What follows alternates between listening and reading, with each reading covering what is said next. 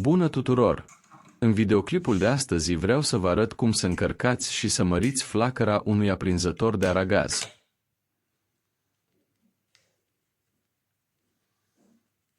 Pentru a putea face asta trebuie să avem multă răbdare, deoarece avem nevoie de o șurubelniță foarte mică pentru a reuși să desfacem câteva șuruburi minuscule.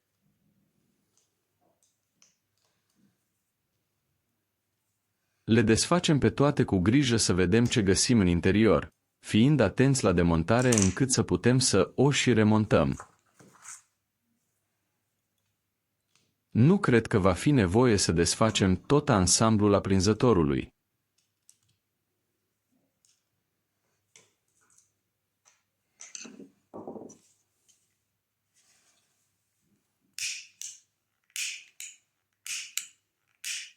Haideți să rezolvăm asta prin ajustarea robinetului de presiune. Pentru a desface aprinzătorul, atenție la acest inel de blocaj din plastic care este introdus prin presiune și trebuie scos înainte de deschidere.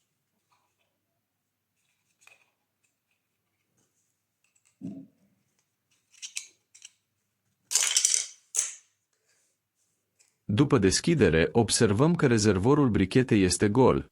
Așadar, scopul nostru este de a umple rezervorul și să ajungem la robinetul de reglare al fluxului de gaz care are inscripționate semnele plus și minus pe suprafața mânerului.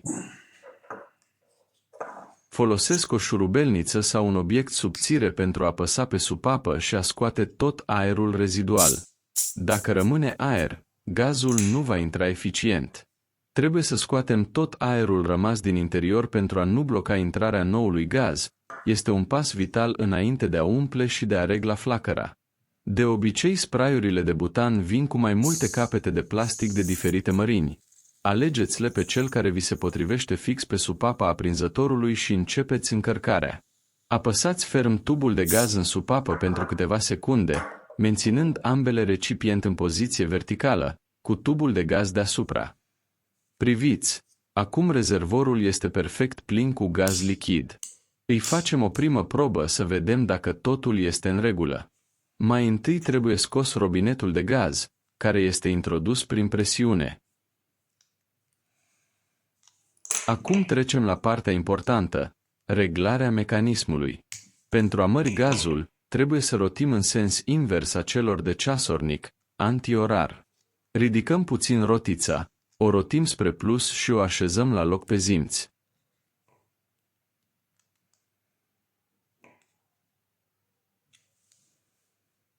Dacă flacăra este încă mică, repetați procedura până când sunteți mulțumiți de flacăra dată.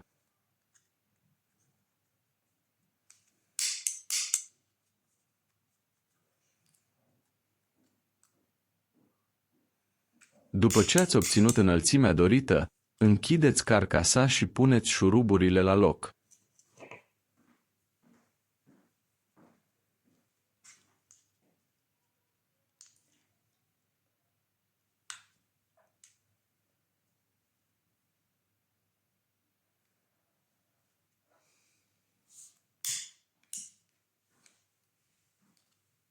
Facem proba finală și iată că flacăra este acum mai puternică decât înainte.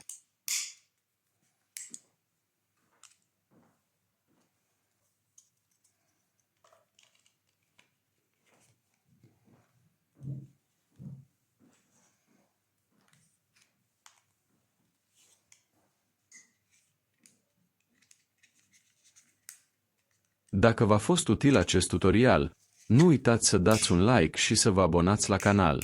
Pe data viitoare!